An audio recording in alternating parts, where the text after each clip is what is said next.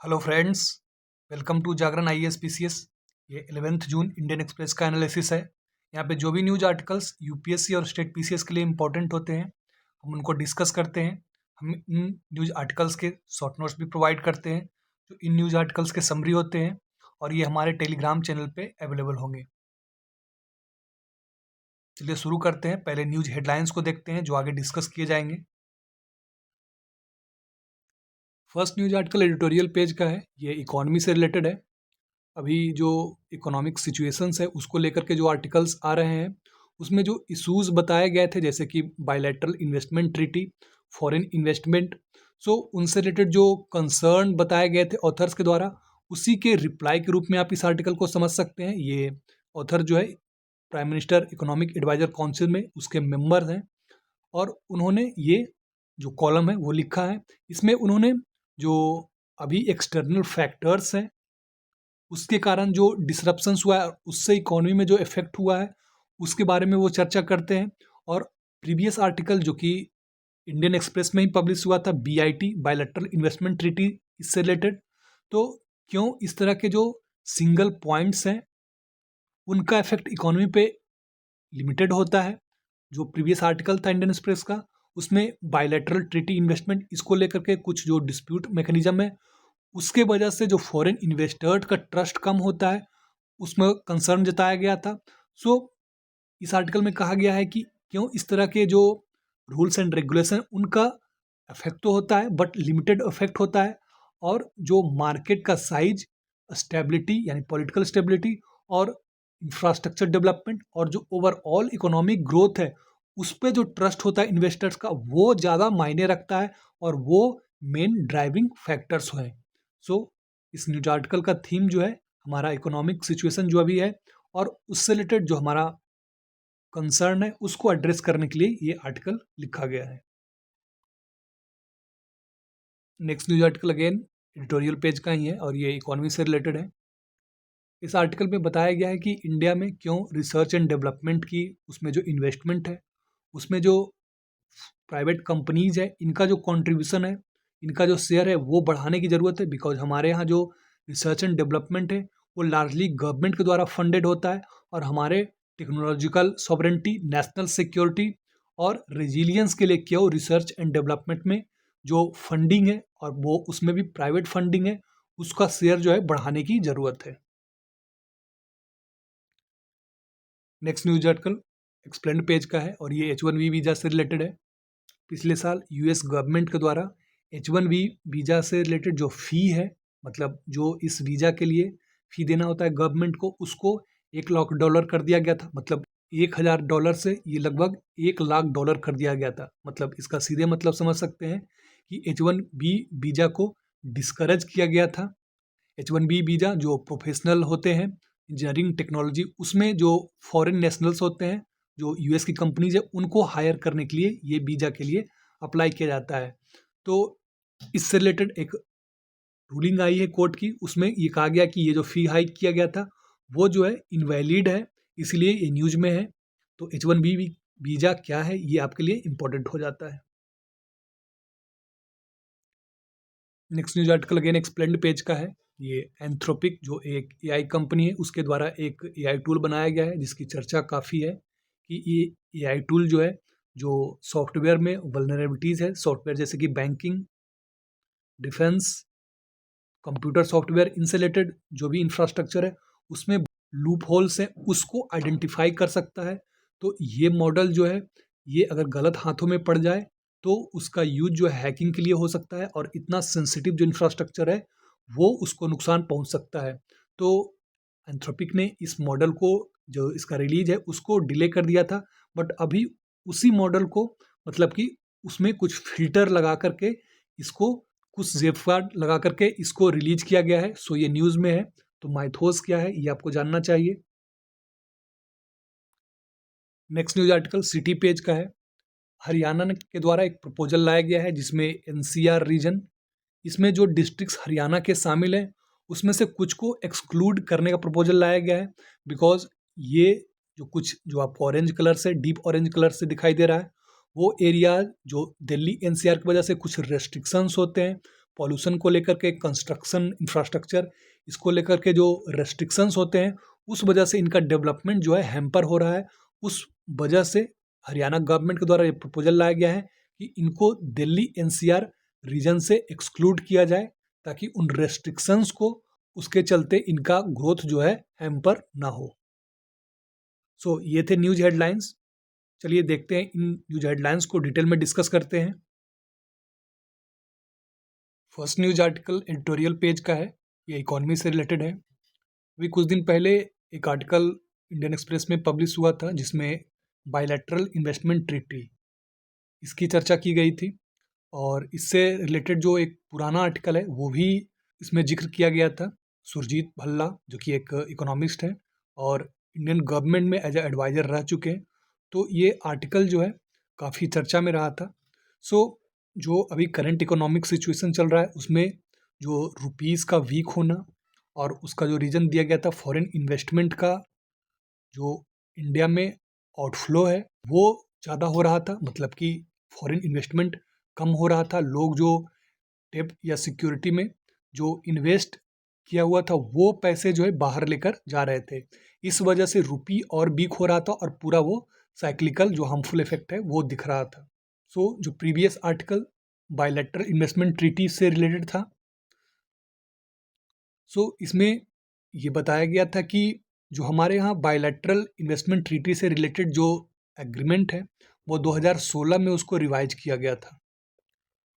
और उसमें इशू ये था कि जो भी फॉरेन कंपनीज इंडिया में इन्वेस्ट करती है, अगर उनके बीच और इंडियन गवर्नमेंट या फिर इंडिया के किसी एंटिटी के बीच कोई डिस्प्यूट होता है, तो उसका जो रेजोल्यूशन मैकेनिज्म है, उसको ये बीआईटी बायलैटरल इन्वेस्टमेंट ट्रीटी उसको डील करता है। सो इसमें इस आर्टिकल में बताया गया था कि कैसे जो डिस्प्यूट रेजोल्यूशन है, उसमें जो एक कूलिंग ऑफ पीरियड है वो ऐड किया गया था। उसमें क्या होता है कि जब कोई फॉरेन इन्वेस्टर्स किसी डिस्प्यूट में पड़ते हैं, तो जैसे कि टैक्स डिस्प्यूट हो, अग्रीमेंट को लेकर के कोई डिस्प्यूट हो, तो उनको रिजोल्यूशन के लिए पहले इंडियन कोर्ट में जाना होता है। और ये कूलिंग पीरियड जो है 5 साल रखा गया था। और तब अगर यहाँ से मामला सॉल्व नहीं होता है, तब वे इंटरनेशनल कोर्ट जा सकते हैं। इसके पहले कुछ केसेस जैसे हुए थे, वोडाफोन इंडिया और एक माइनिंग रिलेटेड कंपनीज थी, उसका जो केस हुआ था, उसमें जो डिसीजंस आए थे वो इंडियन गवर्नमेंट के अगेंस्ट आए थे। तो गवर्नमेंट ने इस तरह का जो पॉलिसी है उसको रिवाइज किया। और चूंकि जो इंटरनेशनल कोर्ट्स होते हैं इस तरह के आर्बिट्रेशन के लिए, वो उनमें जो रिप्रेजेंटेशन है डिफरेंट कंट्रीज़ का, वो एक जैसा नहीं होता है। इसलिए उन कोर्ट का जो न्यूट्रलिटी है उस पर क्वेश्चन उठता है। तो अगर हम इस तरह के डिस्प्यूट को इंटरनेशनल कोर्ट पे सिर्फ छोड़ देंगे, तो हो सकता है कि डिसीजंस जो है वो न्यूट्रल ना हो। इसीलिए गवर्नमेंट ने इसको रिवाइज किया और ये जो 5 इयर्स का कूलिंग पीरियड था, इसको रूल्स एंड रेगुलेशन में लाया गया। बट अभी ये चर्चा हो रही है कि इसको कम किया जाए। तो कल के जो आर्टिकल था उसमें गवर्नमेंट जो है इसको रिकंसिडर कर रही है और इसको 5 इयर्स से घटा करके 3 इयर्स कर रही है। मतलब कि जो कूलिंग ऑफ पीरियड है, पहले 3 year Indian government Indian court में आपको डिस्प्यूट रिजोल्यूशन के लिए रास्ता खोजना होगा। अगर वहाँ से अगर वो सॉल्व नहीं होता है, तब आप इंटरनेशनल कोर्ट जा सकते हैं। सो जो आर्टिकल था प्रीवियस आर्टिकल, उस आर्टिकल में बताया गया था कि इस तरह के जो मेजर्स है, इससे जो फॉरेन इन्वेस्टर्स हैं उनके बीच एक मैसेज जाता है कि आपको अगर कोई डिस्प्यूट होती है तो इंडियन कोर्ट में, और जबकि हमारे यहाँ बहुत सारे केसेस पेंडिंग पड़े होते हैं, टाइम टाइम पास होता रहता है, तो इन्वेस्टर्स जो है एक कोर्ट केसेस में ड्रैग होते रहते हैं और उनका काफ़ी टाइम और मनी वेस्ट होता है। तो इस तरह से हम इन्वेस्टर्स को, जो फॉरेन इन्वेस्टर्स है, उनको डिस्करेज कर रहे हैं। सो ये कूलिंग ऑफ पीरियड, इस पे डिस्कशन हो रहा था। अब उसके बाद ये जो नया आर्टिकल है आज का, उसमें जो ऑथर है ये भी पीएम इकोनॉमिक एडवाइजरी काउंसिल उसके मेंबर है। सो उसको, इस आर्टिकल को उस आर्टिकल के आंसर के तौर पे भी समझा जा सकता है। मतलब कि उस आर्टिकल में जो इश्यूज बताए गए थे उसको एड्रेस करने के लिए ये आर्टिकल ऐसा आप देख सकते हैं, बिकॉज ये भी गवर्नमेंट का मेंबर है। हालांकि इससे पहले चीफ इकोनॉमिक एडवाइजर अनंत नागेश्वरन, उनका भी एक आर्टिकल आया था इंडियन एक्सप्रेस में उन आर्टिकल्स के बाद। सो इस तरह के डिबेट, इस तरह से ये एक अच्छी बात भी है। सो इस आर्टिकल में जो मेन थीम है वो बताया गया है, जो अभी इकोनॉमिक सिचुएशंस है उनमें जो एक्सटर्नल फैक्टर्स उसको आप डिनाई नहीं कर सकते, बिकॉज जो कोविड सिचुएशन आया था उससे तो इकोनॉमी को नुकसान हुआ था। उसके बाद अभी रसिया यूक्रेन वॉर, उसके कारण जो सप्लाई चेन में डिसरप्शंस हुआ था।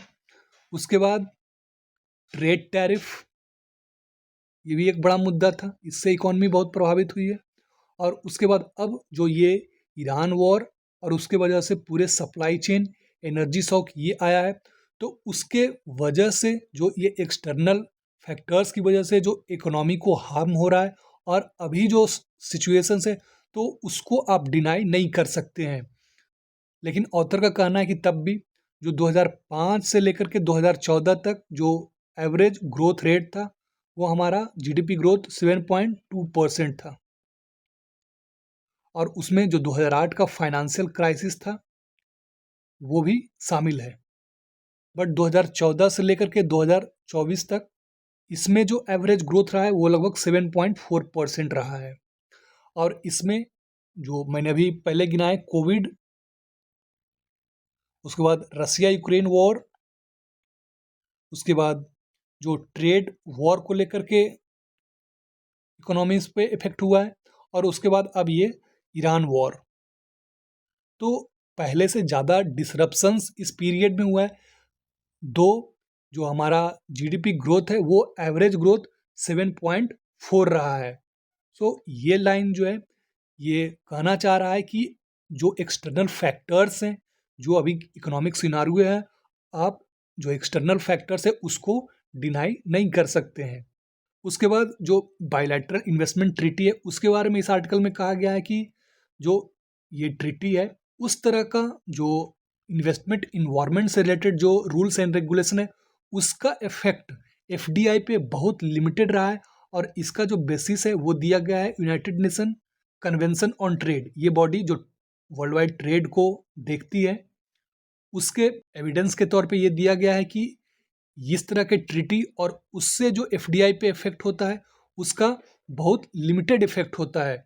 और जो एफडीआई या फॉरेन इन्वेस्टर्स है वो मार्केट साइज, पॉलिटिकल स्टेबिलिटी और कंट्री में किस तरह का इंफ्रास्ट्रक्चर डेवलपमेंट हो रहा है, ये सेंटिमेंट जो है ज़्यादा फॉरेन इन्वेस्टर्स को ड्राइव करते हैं। तो अगर किसी कंट्री का जो इकोनॉमिक साइज है वो बड़ा है, तो इंडिया जो largest, one of the largest economies है, लीडिंग इकोनॉमीज है, और उसके बाद पॉलिटिकल स्टेबिलिटी, इंफ्रास्ट्रक्चर डेवलपमेंट और ग्रोथ का ओवरऑल जो इकोनॉमी है उसके ग्रोथ का प्रोस्पेक्ट या पोटेंशियल, क्योंकि इंडिया अभी भी डेवलपिंग इकोनॉमी है तो इस पर काफ़ी पोटेंशियल है। सो ये मेजर ड्राइविंग फैक्टर्स है जो फॉरेन इन्वेस्टर्स को ड्राइव करते हैं या अट्रैक्ट करते हैं, और ये जो हमारे फंडामेंटल्स हैं इकोनॉमी के वो हमारे काफ़ी स्ट्रॉन्ग है। तो ये न्यूज़ आर्टिकल का पूरा मेन थीम ये था कि आप एक्सटर्नल फैक्टर्स को उसको डिनाई नहीं कर सकते। इस तरह का जो इकोनॉमी में सिचुएशंस आता है और उसके बावजूद हमारा ग्रोथ रेट जो है हेल्दी रहा है, और जो एफडीआई का जो ओवरऑल अगर जो देखे मेन अट्रैक्टिव जो ड्राइवर्स है वो मार्केट साइज, स्टेबिलिटी और इंफ्रास्ट्रक्चर और ओवरऑल इकोनॉमी का जो पोटेंशियल है वो है, ना कि कोई एक लिमिटेड इशू। सो इस न्यूज़ आर्टिकल में जो आपके लिए इम्पोर्टेंट है वो एफडीआई के ड्राइवर्स क्या है वो आपके लिए इम्पोर्टेंट हो जाता है। इसको आप एज अ मेंस नोट्स में ऐड कर सकते हैं, और बाकी बायलैटरल इन्वेस्टमेंट ट्रीटी उससे रिलेटेड रूल्स एंड रेगुलेशन आपको वो ध्यान रखना चाहिए। आगे बढ़ते हैं next news article. Next news article again editorial page का है। ये इंडिया में रिसर्च एंड डेवलपमेंट और उससे रिलेटेड जो इकोसिस्टम है उससे रिलेटेड है। इस आर्टिकल में बताया गया कि हमारे यहाँ ये तो डिस्कशन होता है कि इंडिया में जो इंडस्ट्रीज़ है मैन्युफैक्चरिंग है उसमें काफ़ी इम्प्रूवमेंट की ज़रूरत है, मतलब कि हमें उसका स्केल बढ़ाना है और जो जीडीपी में शेयर मैन्युफैक्चरिंग का वो जो है इंक्रीज होना चाहिए, और ये बहुत समय से डिस्कस होता आ रहा है। बट जो एक मेन इशू है वो है रिसर्च एंड डेवलपमेंट का, बिकॉज रिसर्च एंड डेवलपमेंट में कई साल लगते हैं और ये किसी भी इकॉनमी, किसी भी कंट्री के लिए एक बेस के जैसा काम करता है। अभी जो इंडिया में रिसर्च एंड डेवलपमेंट का इकोसिस्टम है वो लार्जली, मतलब कि मोस्टली कह सकते हैं, तो आप देखते होंगे चाहे इसरो हो, डीआरडीओ हो, या फिर जो इकोनॉमी से रिलेटेड सीएसआईआर हो, एग्रीकल्चर से रिलेटेड रिसर्च इंस्टीट्यूशंस हो, सो ये लार्जली गवर्नमेंट के द्वारा फंड किए जाते हैं और गवर्नमेंट अंडर गवर्नमेंट कंट्रोल होते हैं। और एक जो मेन समस्या है, जो हमारे यहाँ प्राइवेट रिसर्च और डेवलपमेंट इंस्टीट्यूशन, इसमें जो शेयर है वो काफ़ी कम है। कहने का मतलब कि जो प्राइवेट इंस्टीट्यूशंस है, प्राइवेट एंटिटी है, उसमें रिसर्च एंड डेवलपमेंट उन कंपनीज का, प्राइवेट कंपनीज का कंट्रीब्यूशन बहुत ही कम है। और चूँकि जो न्यू टेक्नोलॉजीज़ है, जैसे कि एआई को ले लें, तो आप देख रहे होंगे कि एआई में जो यूएस, चाइना, यूरोपियन कंट्रीज़, ये लीडिंग कंट्रीज़ है। और अभी आप देख रहे होंगे, आप न्यूज़ आर्टिकल्स में पढ़ रहे होंगे कि एआई की वजह से, जो एआई का बूम है उसकी वजह से जो यूरोपियन कंट्रीज़ है, वहाँ का जो इकोनॉमी है उसमें जो इन्वेस्टर्स का ट्रस्ट है वो बढ़ा है, और उसकी वजह से उन कंट्रीज़ में जो फॉरेन इन्वेस्टमेंट में उनका सेंटिमेंट अच्छा हुआ है और वो बढ़ा है। तो जो हमारे यहाँ प्राइवेट कंपनीज है, उनका जो R&D पे जो कंट्रीब्यूशन है वो बहुत कम है।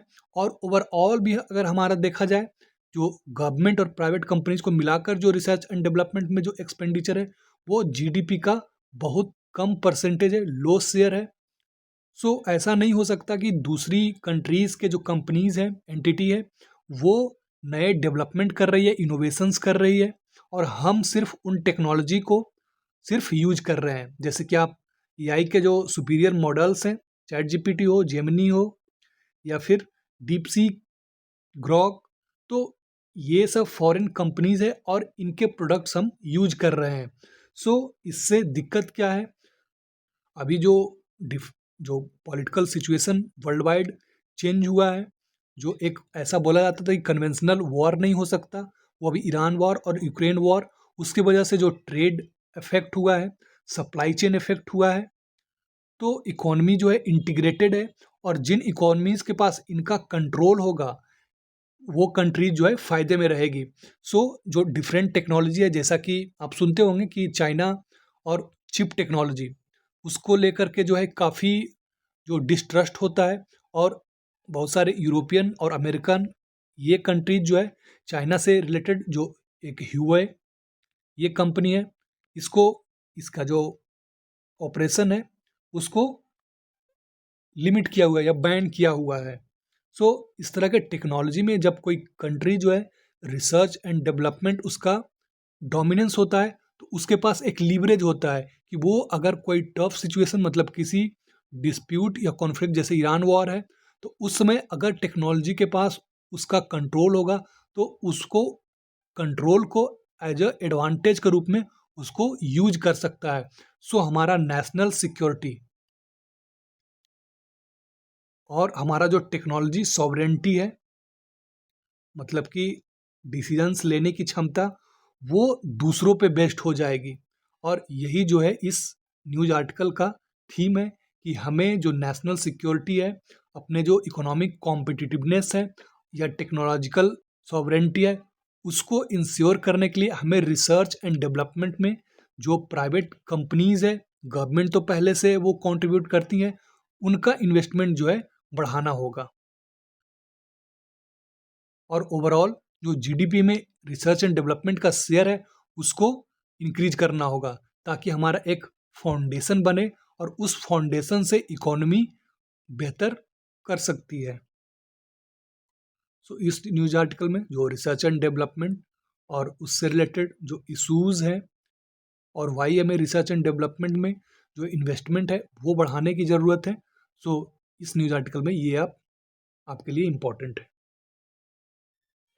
Next news article explained page का है, ये H1B वीज़ा से रिलेटेड है।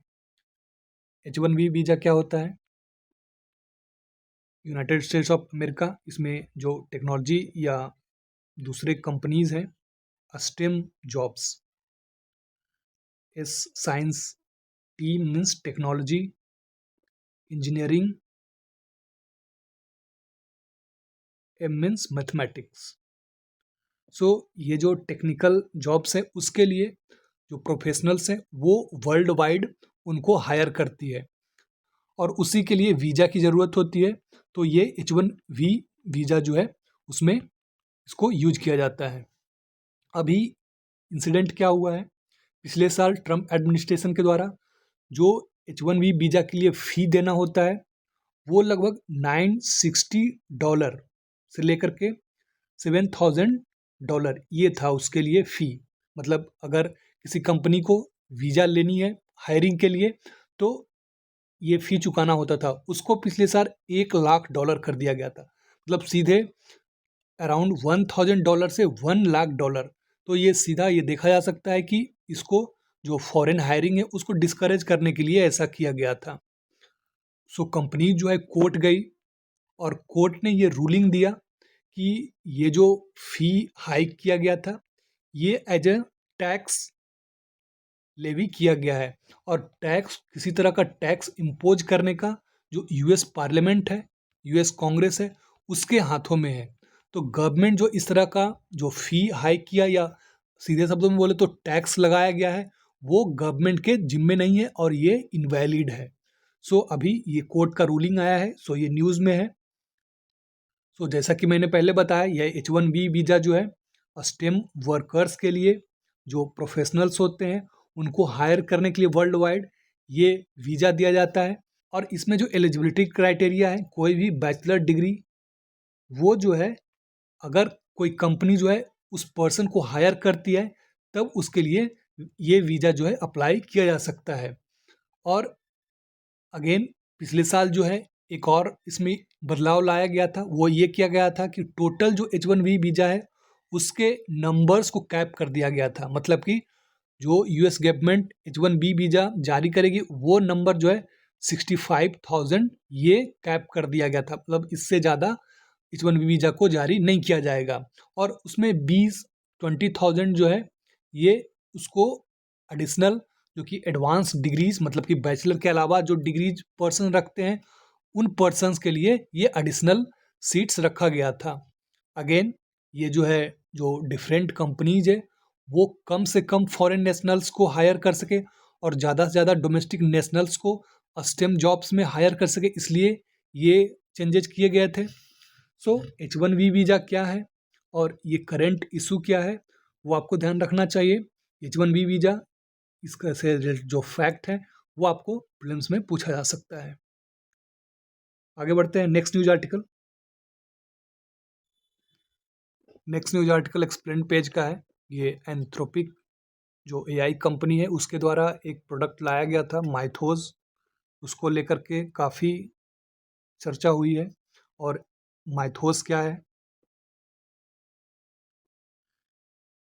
ये एक एआई टूल है जो कि एंथ्रोपिक के द्वारा डेवलप किया गया है और ये जो सॉफ्टवेयर्स हैं जो कंप्यूटर प्रोग्रामिंग्स हैं उनमें लूप होल्स को फाइंड आउट करता है। मतलब कि जैसे आप बैंकिंग को ले लें तो बैंकिंग जिन सॉफ्टवेयर्स पे चलता है सो उसमें कुछ वल्नरेबिलिटीज़ होती है, कोई भी सिस्टम होता है उसमें वल्नरेबिलिटी होती है जैसे कि उसके हैकिंग को लेकर के। उन वल्नरेबिलिटी को ये टूल जो है एग्जामिन करता है, आइडेंटिफाई करता है और उसको फिर फिक्स किया जाता है।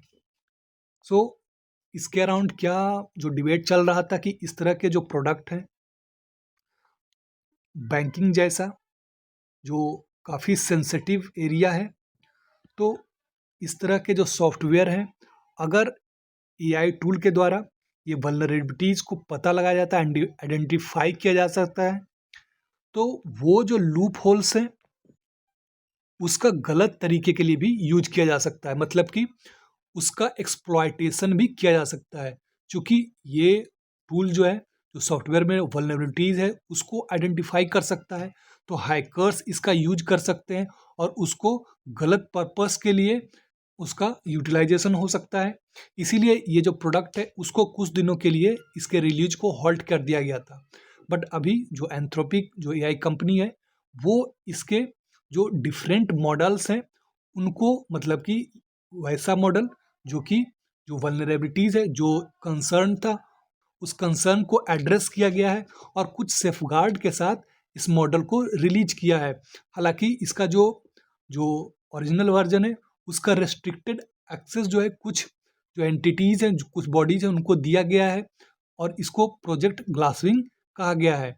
तो अभी जो मॉडल को रिलीज किया गया है उसमें एक फिल्टरिंग लगाया गया है, जैसे कि अगर कोई पर्सन इस एआई टूल का यूज करके जो वल्नरेबिलिटीज़ है उसके रिलेटेड कोई प्रॉम्प्ट देता है, तो वो प्रॉम्प्ट जो है, जो नॉर्मल जो इसका यूज है, जो जिस यूज के लिए बनाया गया है वहाँ तक तो सही है, लेकिन अगर कोई हार्मफुल इफेक्ट उसके लिए अगर उसको यूज किया जाता है, तो जैसे ही वो प्रॉम्प्ट देगा वो टूल जो है मॉडल को डाउनग्रेड कर देगा और फिर उससे उस तरह के हैकिंग जो एक्टिविटीज़ है वो नहीं किए जा सकते। जैसा कि अभी आप देखते होंगे कि एआई चैट जीपीटी वगैरह में कि आप जब कुछ समय तक उसको यूज कर लेते हैं तो आपका जो जो कोटा है वो एग्जॉस्ट हो जाता है और फिर वो लोअर मॉडल पे वो चला जाता है, मतलब कि उसका जो है लेस जो लोअर मॉडल है वो आपको आप प्रॉम्प्ट देते हैं तो वो आंसर करता है। तो इसी तरह का कुछ है, ये फिल्टरिंग लगाया गया है ताकि जो इस रिलेटेड कंसर्न थे वर्ल्ड वाइड उसको एड्रेस किया जा सके। सो इस न्यूज आर्टिकल में जो माइथोज और ये क्या है, ये काफ़ी बिकॉज ये काफ़ी इसके अराउंड डिबेट चल रहा है, तो ये आपके प्रिलिम्स में पूछा जा सकता है और अगेन ये आपके मेंस पॉइंट ऑफ व्यू से भी इम्पोर्टेंट है। Next news article national page से रिलेटेड है, ये सिटी पेज का है। दिल्ली एनसीआर रीजन और उसमें जो डिफरेंट स्टेट्स हैं जैसे कि राजस्थान, हरियाणा, यूपी, तो इनके जो कुछ ज़िले हैं दिल्ली एनसीआर रीजन में ये इंक्लूडेड होते हैं और उन्हीं को दिल्ली एनसीआर रीजन कहा जाता है। वो ऐसा इसलिए बिकॉज दिल्ली और उसमें जो डेवलपमेंट है उससे जो ये तीन स्टेट्स हैं राजस्थान, यूपी और हरियाणा, यहाँ के लोग दिल्ली में जॉब और अपॉर्चुनिटीज़ के वजह से वो आते हैं और जो डेवलपमेंट का सेंटर है वो दिल्ली को माना जाता है। तो ये दिल्ली एनसीआर का रीजन ही इसीलिए क्रिएट किया गया था ताकि ये जो डेवलपमेंट है वो दिल्ली तक न रह जाए और दिल्ली पूरा ओवर क्राउडेड न हो जाए। इसीलिए इन एरियाज़ को दिल्ली एनसीआर कहा गया था ताकि जो डेवलपमेंट मॉडल दिल्ली का है वो इन एरियाज़ में भी लागू हो और ये एरियाज भी साइमल्टेनियसली डेवलप हो और जॉब अपॉर्चुनिटी वहाँ लोगों को मिल सके। बट रिसेंट ये समस्या कुछ आई है, जो हरियाणा गवर्नमेंट है उन्होंने ये कंसिडर किया है कि जो दिल्ली से रिलेटेड जो रूल्स एंड रेगुलेशंस है, जैसे कि आप पॉल्यूशन को ही ले लें, तो पॉल्यूशन से रिलेटेड जो इंडस्ट्रीज़ के लिए रेस्ट्रिक्शंस है, उसके बाद जो इंफ्रास्ट्रक्चर जैसे कि कंस्ट्रक्शंस को लेकर के जो रेस्ट्रिक्शंस है, बिकॉज इन सब से काफ़ी पॉल्यूशन होता है, तो ये जो है पूरे दिल्ली एनसीआर रीजन में ये लागू होते हैं। तो ये रेस्ट्रिक्शंस की वजह से जो ये कंट्रीज़ है हरियाणा, यूपी और राजस्थान, इनमें जो रीजन्स हैं तो वो जो है डेवलपमेंट उनका इफेक्ट होता है, बिकॉज ये रेस्ट्रिक्शंस जो है दिल्ली तो डेवलप है, वहाँ जॉब अपॉर्चुनिटीज़ काफ़ी है, बट ये स्टेट्स जो है वहाँ इन रेस्ट्रिक्शंस की वजह से जो अपॉर्चुनिटीज़ है वो इफेक्ट होता है।